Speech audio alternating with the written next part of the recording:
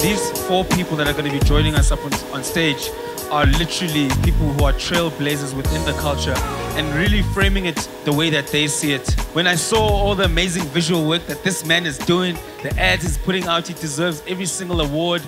He literally and figuratively briefed us today to only call him Debza. Please put your hands together.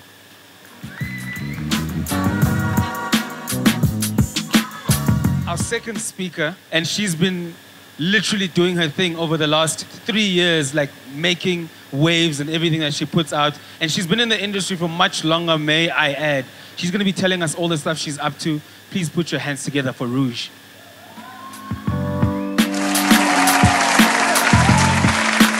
This lady, right, started something out in Cape Town, right?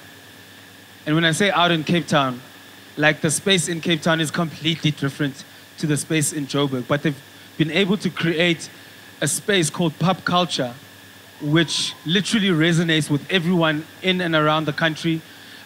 They've been traveling around the world of late, sharing their story with YouTubers all across the world, and they're literally creating a space where people can, 1, be inspired, and 2, follow their path in creating content that's really interesting within the space and within the culture. Please put your hands together for Nwabisa Mda.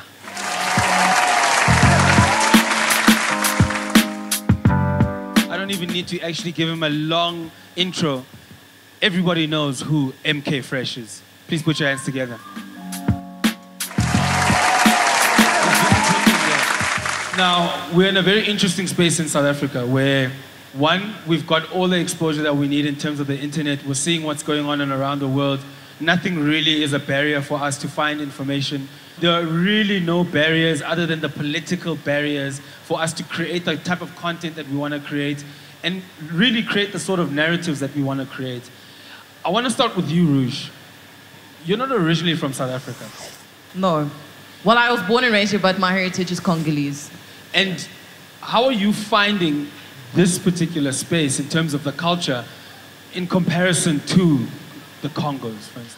Right now, I won't even lie, South Africa, in terms of hip-hop, people are looking at South Africa. Congo is looking at South Africa. Europe is looking at South Africa. You know what I mean? It's not just an African thing. Like, the way hip-hop is progressing here and the way we're really making this culture our own, the way events like this are coming out, and it's not just on a music front, but people actually want to get educated in terms of finding means of how they can make income from it and really be a part of it and really investing it as well.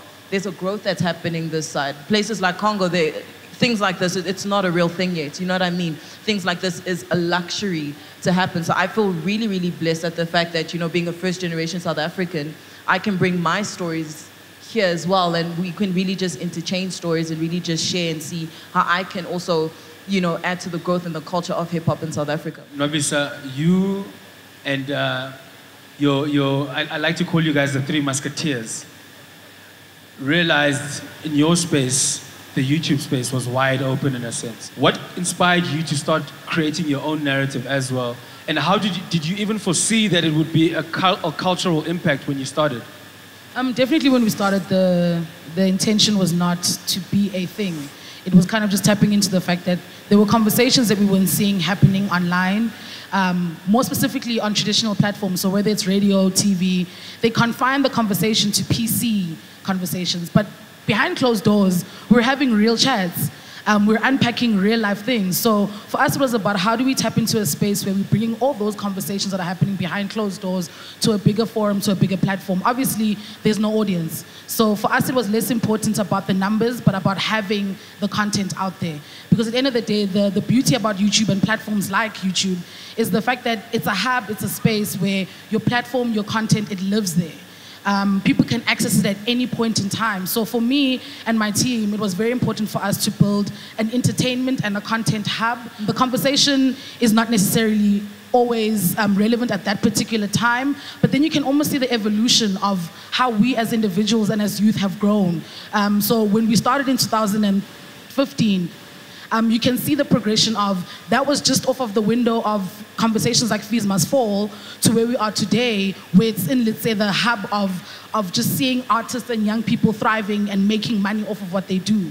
So it was important for us to just create a space where, hey, we're young people, let's just arm this whole thing of us being lazy and whatever it is. We have opinions, we know what we want to do in life, so let's talk about these things, both positive and negative. And that's kind of how Pap Culture came to form. You are literally like what I'd like to call a cultural activist. You know, in that, much like Zaid, your love for sneakers, your love for gear is something that created the platform for you, or made you want to create a platform for yourself. How do you see your role in the impact of other young people coming out to check out what you guys are up to? And I know you've been going out to schools as well around the country, sharing your gift and sharing what you know about sneaker culture.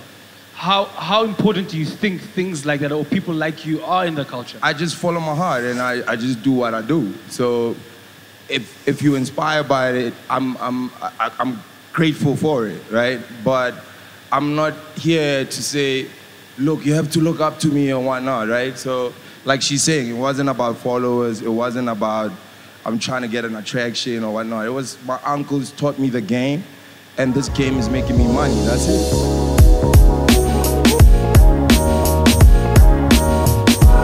Rouge is in music. She tells a story and narrative through music, through the bars, through the songs. Sometimes I feel rich when I listen to her music. Nwabisa is telling her narrative through going, you know what, there's conversations that we're having behind closed doors. Let's create a space where we can talk about them, and those videos can be anything from 2 minutes to 20 minutes.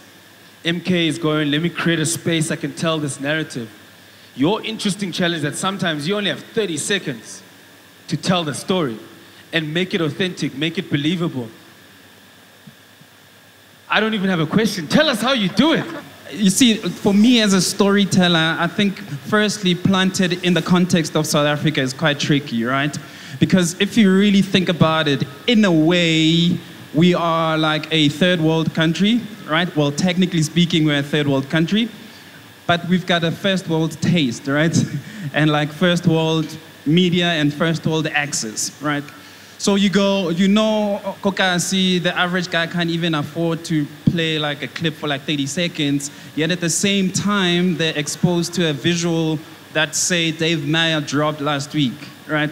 So it's like a complexity to go, how do I then position myself in the middle to be authentically first South African? So tell the South African stories as well as I can, but how do I then tell those stories authentically first? Like that's what's true to me. Because if it's true to me, it will be true to the next guy, right? Because we walk the same streets, right? And then secondly, how do I portray that truth at such a high production value that whatever else that they've seen internationally, they can go, those guys killed it still, right? So that's the complexity that we have. So for me, I've always go unplugged. This is where like, I literally was born next door in Paraguay, dog. Literally, I have to contextualize myself in this space, in this environment, and go, even though we have a first world view of the content, let me not lose the plot. Let me find myself and firmly find my feet on the ground in SA, in Africa. Then once I achieve that, how do I then up the production value to make sure that anybody can go, yeah, man, that's still dope. As I was saying in the intro, yesterday when we had our press conference with Vince Staples, the question around culture and what it means came up. And sometimes it does feel a bit vague. And all of you guys being trailblazers within the culture and influencing people culturally and creating narratives, what does the culture mean to you? Gosh, music in general is so impactful. I think it's one of those things where I cannot name a single person who doesn't love music. And for me, being able to link that to hip hop as well, I mean, we all know that this is a very male-dominated industry.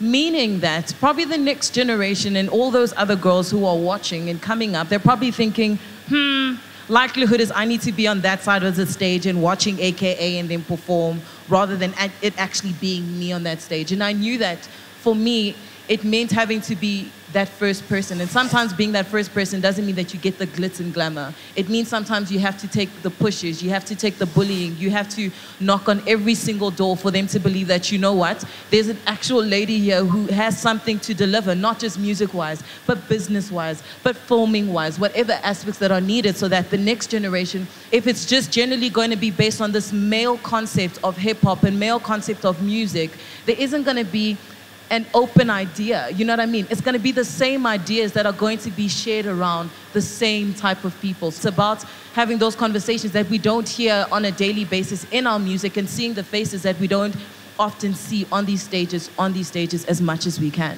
For me, definitely the culture is multifaceted in that there's different streams of the culture that speak to so many avenues of creativity, photography, videography, music, visual arts, and all of it. So for me, I think the culture is powerful in that we have advocates of the South African narrative that are choosing a stream and that are telling those stories in that way. It starts to give almost like a visual representation of what we already know about ourselves. Now we are moving so much closer to a space where we will no longer rely on America or Europe or whoever to tell our stories. And now we have the opportunity to start to tell the stories ourselves. And earlier we were talking about the power of something that SRA spoke to about networking across. A lot of the times that we always hope to get that 1 million rand funding, sometimes it's collecting the 10 rand right next to you. Your cousin, your brother, your someone, and building the budget with the people that are around you as opposed to hoping and praying for a sponsorship here and all of that. So I think the power of the culture is I'm now able to tap into different platforms and see me in music, see me in books. I think it's very inspiring because I may not be able to make a rap album, but I'm able to say, she's out there telling my story, and I can relate to it. So I think that for me is why the culture is important to me. In your space, right, what does the culture mean to you? For me, it's everything, man. It's a whole movement. But first, I think it starts with your friends. You and your two friends, whatever you guys are trying to do, that can develop into a culture. We ran this store called Gallery on 4th. And our first line, there was like about 15 people. I do raffles for Shelf Life now for the easy drops. There's about 600 kids outside. For me, that's culture. That's like, we're gonna do it, whether they see us or not. This is who we are, and let's get it. I don't know anybody in this room that can say the culture exploited me, right? The culture is always giving. So everybody feeds into the culture and they give back. So the way I view culture for me on my personal journey is how do I then give back? I have the privilege to get briefed on like big brand campaigns and whatnot, right? Then of course I sit in a room with probably 90% of people that don't even know what the culture is, know back the culture. And then my responsibility in that moment is to go, how do I give back to a culture that's given me so much? When I see like Rouge killing, winning and whatnot, I go, damn man, I can win, right? When I see MKay do so I get fed, you know, to wake up and move and go and hustle. When I see Slicker talking about what he does, so the culture feeds me, the culture gives me life. So I can't afford not to give back to the culture. That's my constant meditation. That's what the culture is to me. For me, there's never been a day where it's not about the culture. Like, I don't put the outfit. I am who I am always. You feel me? So for me, that's culture.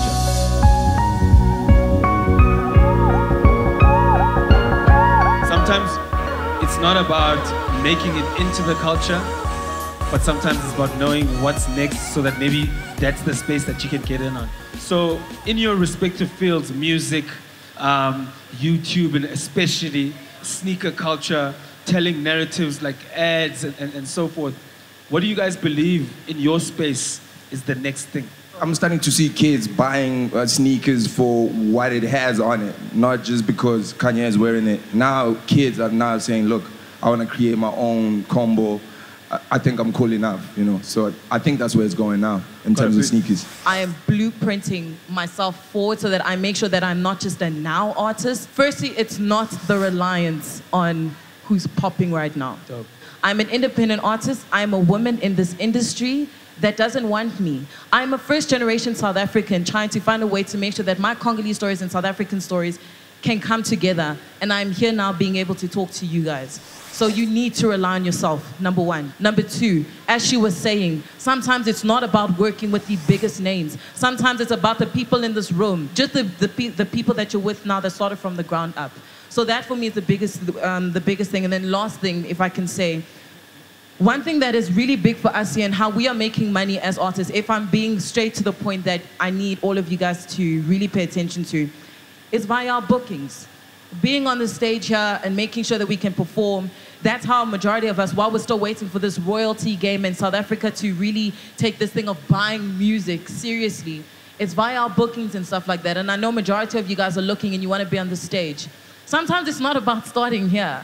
Events like this that are giving openings for people to come and perform, you need to enter every single competition. Sometimes it's not about winning, it's about the right person seeing you at that event. I've lost a million competitions, and the one I actually lost, that was when AKA saw me perform, and that's how I got into the Baddest remix, and that's probably one of the reasons why I am here right now. So it is super important to not sleep on any opportunity. The next for YouTube is right now, like, there is not enough content being created on the platform. The next is just having a lot more black content creators or people of color. We need more series, comedy. There's a lot going on, and I think the platform right now is dominated by beauty. It's dominated by vlogging, your sort of day-to-day, but there's still so much more. What you're seeing on DSTV, on Netflix, on everywhere, you can create yourself on YouTube. But you have now the ownership of your own content. And I think the beauty about that as well is that it allows you to almost create your portfolio. So if at the very least, you don't want to be on the platform to grow numbers and to do all of that, use that as your space to grow your skill at creating content. That for me is what I believe is the next. And it's kind of just owning the ability to tell your story, even if it's from your cell phone. We've done sort of the groundwork as far as creating the content. Now it's about tapping into the different machines and lights and all of that. So we're not trying to take our level to there, but don't ever be intimidated by YouTube thinking that, oh, I can't do this because I saw a video and it's HD and it's this. Take out your cell phone. Umushendiki did not become Umushendiki from an HD camera. It's just one of those things where it's being confident in who you are, being confident in your story, and the beauty about YouTube is that, or online platforms like that, is that there is no blueprint of how you're supposed to do things. Just do. I think there's no next thing in storytelling. I think storytelling is like a living sort of being, right? Like since Let There Be Light or the Big Bang, there was story, right? And do have your eye ahead, but work hard on where you are right now and kill it. Last thing I want to say, what's next in terms of mediums of storytelling, right? So if you have a machine and you can have the resources to learn how to code, I think code. Go learn how to code. So in 2019, we're probably going to have a green-lit feature film script that's been written purely by machines. So you can be creative as much as you can, but if you do have like the resources to learn how to code, in fact, you can go on YouTube and learn how to code. Be in film and learn how to code, because I'm sure the future will be bright for a lot of people that can code and understand machine learning, algorithmic thinking. I feel like I've learned so much. You guys are all amazing in your own right, and I'd just like to thank you once again. Please put your hands together.